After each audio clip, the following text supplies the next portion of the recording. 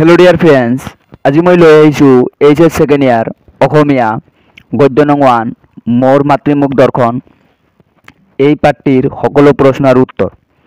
ইয়াত কি থাকিব তোমালোকে ফাৰ্ষ্ট অফ অল চাই লোৱা যে এই পাঠৰ সকলো মানে আৰ্হি প্ৰশ্নৰ সকলো প্ৰশ্নৰ উত্তৰ থাকিব।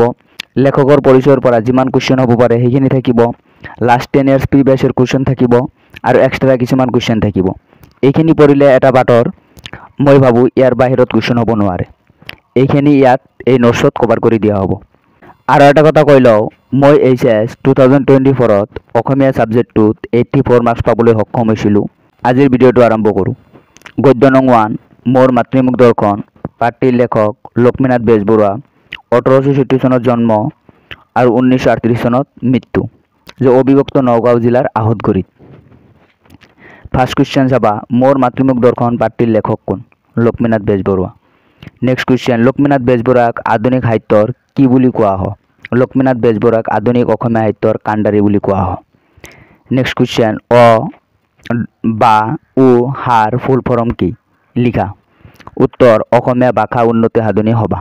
তাৰপিছত তোমালোকে এইটো ষ্টাৰ মাৰ্ক দি লিখিবা, অসমীয়া ভাষা উন্নতি সাধনী সভাৰ প্ৰতিষ্ঠা আৰু জোনাকী। জোনাকী 1889 চনত প্ৰকাশ পাইছিল। আলোচনী প্ৰকাশত আগভাগ ল।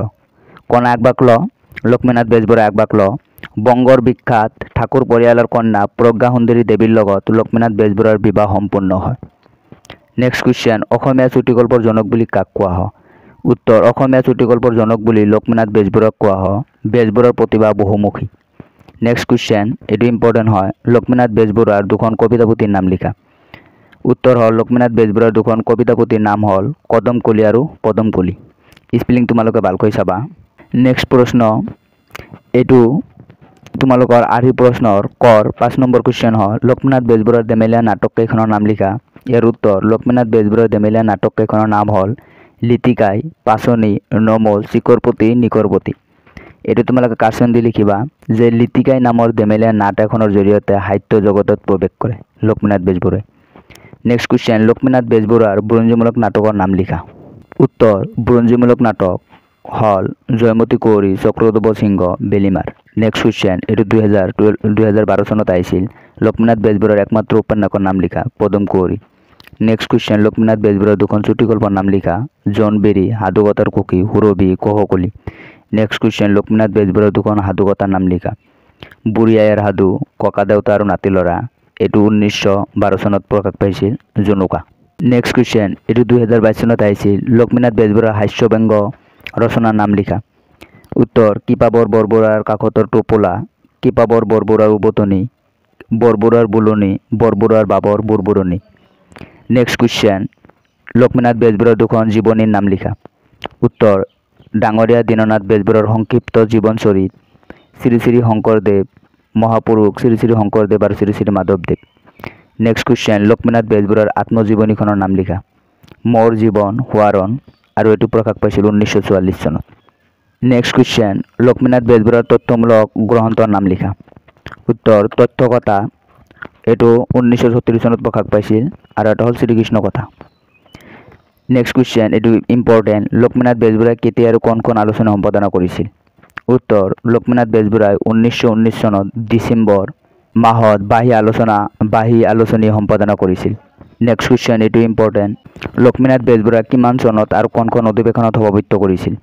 উত্তৰ, লক্ষ্মীনাথ বেজবৰুৱাই 1924 চনত গুৱাহাটীত অনুষ্ঠিত হোৱা অসম সাহিত্য সভাৰ অধিৱেশনত সভাপতিত্ব কৰিছিল। নেক্সট কুৱেশ্চন, মোৰ মাতৃমুখ দৰ্শন কেইটা খণ্ডত বিভক্ত আৰু আমাৰ পাঠত কেইটা খণ্ড দিয়া আছে? উত্তৰ, বেজবৰুৱাই 7টা খণ্ডত ৰচনা কৰা মোৰ মাতৃমুখ দৰ্শন শীৰ্ষক দীঘলীয়া অসম ভ্ৰমণ কাহিনীটোৰ প্ৰথম 3টা খণ্ড পাঠ হিচাপে নিৰ্বাচন কৰা হৈছে। নেক্সট কুৱেশ্চন, এইটো 2017 চনত আহিছিল। মোৰ মাতৃমুখ দৰ্শন শীৰ্ষক পাঠটি ক'ৰ পৰা সংগ্ৰহ কৰা হৈছে? মোৰ মাতৃমুখ দৰ্শন শীৰ্ষক পাঠটি ডক্টৰ নগন শইকীয়া সম্পাদিত বেজবৰুৱাৰ ৰচনাৱলী প্ৰথম খণ্ডৰ পৰা লোৱা হৈছে। তাৰপিছত লিখিবা শব্দৰ অৰ্থ। মাথাপোট, কৰ্মৰ প্ৰতি অৱহেলাৰ ফলত উপজা দুশ্চিন্তা। হাওপাত, অভিশাপ, সঁচাৰ কাটি, চাবি। এইটো 2022 চনত আহিছিল। গুগীয়া মানে অলপীয়া বা অলপকৈ খোৱা। নেক্সট, এলাবাদু, কোনো কামৰ বাবে যোগ্য নহয় বা অপাত্ৰ। ৰচনা মানে জিবা। আপচু মানে হ'ল কুৎসিত। এইকেইটা শব্দৰ অৰ্থ ইম্পৰ্টেণ্ট হয়। আৰ্হি প্ৰশ্ন ক নম্বৰ, যে আৰ্হি প্ৰশ্নৰ কিছুমান প্ৰশ্ন মানে অলৰেডি কভাৰ হৈ গৈছে, সেইখিনি আৰু নিদিওঁ। কৰ 2 নম্বৰ, সম্বলপুৰৰ ভাৰতৰ কোনখন ৰাজ্যত অৱস্থিত? উত্তৰ, সম্বলপুৰ ভাৰতৰ উৰিষ্যাত অৱস্থিত। নেক্সট 3 নম্বৰ, বেজবৰুৱাই মাতৃমুখ দৰ্শনৰ বাবে ক'ৰ পৰা ক'লৈ যাত্ৰা কৰিছিল? উত্তৰ, বেজবৰুৱাই মাতৃমুখ দৰ্শনৰ বাবে উৰিষ্যাৰ সম্বলপুৰৰ পৰা অসমলৈ বুলি যাত্ৰা কৰিছিল। 4 নম্বৰ প্ৰশ্ন, 1930 চনৰ 19 ছেপ্টেম্বৰত সম্বলপুৰৰ পৰা অসমলৈ যাত্ৰা কৰোঁতে বেজবৰুৱাৰ সংগী কোন আছিল? উত্তৰ, 1930 চনৰ 19 ছেপ্টেম্বৰত সম্বলপুৰৰ পৰা অসমলৈ যাত্ৰা কৰোঁতে বেজবৰুৱাৰ সংগী আছিল তেওঁৰ সহধৰ্মিণী প্ৰজ্ঞা সুন্দৰী আৰু সিহঁতৰ সৰু কন্যাজনী। নেক্সট আৰ্হি প্ৰশ্নৰ খ নম্বৰ, এক নম্বৰ প্ৰশ্ন, মোৰ মাতৃমুখ দৰ্শন শীৰ্ষক পাঠটিৰ নামকৰণৰ তাৎপৰ্য বিশ্লেষণ কৰা। উত্তৰ, মোৰ মাতৃমুখ দৰ্শন শীৰ্ষক পাঠটিত লিখক লক্ষ্মীনাথ বেজবৰুৱাই প্ৰায় 1.5-2 কোটি বছৰ পিছত উৰিষ্যাৰ সম্বলপুৰৰ পৰা অসমলৈ উভতি অহাৰ বৰ্ণনা দাঙি ধৰিছে। বহু বছৰৰ মূৰত ঐতিহ্যমণ্ডিত নিজৰ মাতৃভূমি অসমখনক দৰ্শন কৰি আৰু আত্মীয় স্বজনক লগ পাই প্ৰশান্তি লাভ কৰিছে। প্ৰবন্ধখনত বেজবৰুৱাই মাতৃমুখ দৰ্শনৰ অভিজ্ঞতা অতি সুন্দৰ আৰু নিখুঁতভাৱে অংকন কৰিছে। সেয়ে পাঠটিৰ বিষয়বস্তুৰ লগতো ইয়াৰ নামকৰণৰ সঠিক আৰু তাৎপৰ্যপূৰ্ণ হৈছে। নেক্সট 2 নম্বৰ কুৱেশ্যন, মোৰ মাতৃমুখ দৰ্শন শীৰ্ষটিত মাতৃ শব্দৰে কি বুজোৱা হৈছে? কিমান বছৰ পিছত লেখকৰ মাতৃমুখ দৰ্শন হৈছিল? উত্তৰ, মোৰ মাতৃমুখ দৰ্শন শীৰ্ষক পাঠটিত মাতৃ শব্দটিৰ দ্বাৰা লেখকে তেওঁৰ জন্মভূমি অসমক বুজাইছে। কৰ্মসূত্ৰে উৰিষ্যাৰ সম্বলপুৰত থাকিবলৈ লোৱা লক্ষ্মীনাথ বেজবৰুৱাক 1.5-2 কোটি বছৰ পাছত মাতৃমুখ দৰ্শন হৈছিল। নেক্সট 3 নম্বৰ কুৱেশ্যন, লক্ষ্মীনাথ বেজবৰুৱাক কটন কলেজৰ ছাত্ৰসকলে কিদৰে অভিনন্দন জনাইছিল? উত্তৰ, লক্ষ্মীনাথ বেজবৰুৱাই গুৱাহাটীত উপস্থিত হোৱাৰ দিনাখন সন্ধিয়া কটন কলেজৰ ছাত্ৰসকলে সভা পাতি তেওঁক অভিনন্দন জনাইছিল। বেজবৰুৱাক পাই ছাত্ৰসকলে বৰ উৎফুল্লিত হৈ বহুতো ছাত্ৰই সভাখনত সুৱলাকৈ ইংৰাজী আৰু অসমীয়া ভাষাত বক্তৃতা দিছিল। জন চেৰেকে সুললিত কণ্ঠেৰে সংগীত গাইছিল। কিছুমানে ওজপালি হৈ সুন্দৰ অংগী ভংগীৰে হাস্যৰসপূৰ্ণ বিভা গাই লেখকক আনন্দ দিছিল। 4 নম্বৰ কুৱেশ্যন, এইটো 2023 চনত আহিছিল। মোৰ মাতৃমুখ দৰ্শনৰ লেখকে উল্লেখ কৰা মাজিও আৰু জ্ঞান কোন আছিল? উত্তৰ, মোৰ মাতৃমুখ দৰ্শনৰ লেখকে উল্লেখ কৰা মতে মাজিও আছিল সুকবি আৰু সুবিখ্যাত চাহ খেতিয়ক চন্দ্ৰকুমাৰ আগৰৱালা আৰু জ্ঞান আছিল আৰ্ল কলেজৰ অধ্যক্ষ mister J Baruah. Next question, এইটো 2018 চনত আহিছিল। 2023 চনত আহিছিল। লক্ষ্মীনাথ বেজবৰুৱাৰ গুৱাহাটীক ভাল লগাৰ 3টা কাৰণ উল্লেখ কৰা। লক্ষ্মীনাথ বেজবৰুৱাৰ গুৱাহাটীক ভাল লগাৰ 3টা কাৰণ হ'ল প্ৰাকৃতিক সৌন্দৰ্য, ঐতিহাসিক উৎকৰ্ষ আৰু প্ৰাচীন জ্ঞান গৌৰৱৰ গৰিমা। নেক্সট আৰ্হি প্ৰশ্ন গ নম্বৰ, 1 নম্বৰ প্ৰশ্ন, 2017 চনত আহিছিল। মোৰ মাতৃমুখ দৰ্শন পাঠটিৰ আধাৰত লক্ষ্মীনাথ বেজবৰুৱাই সম্বলপুৰৰ পৰা গুৱাহাটীলৈ কৰা ৰেলযাত্ৰাৰ চমু বিৱৰণ আগবঢ়োৱা।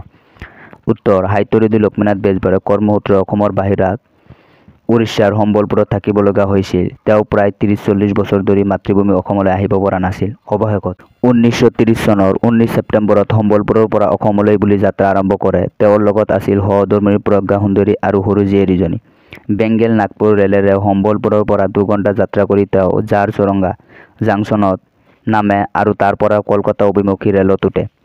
লগত খোৱা বস্তু নিনিয়া কাৰণে লেখকে লগনে বগে যাত্ৰা কৰিব লগা হয়। 20 ছেপ্টেম্বৰৰ ৰাতি 8 মান বজাত তেওঁলোকে কলকাতাত নামি মহানগৰৰ এঠাইৰ এটি ঘৰত উপস্থিত হয় আৰু লৰালৰিকৈ ভাত খাই শুই থাকে।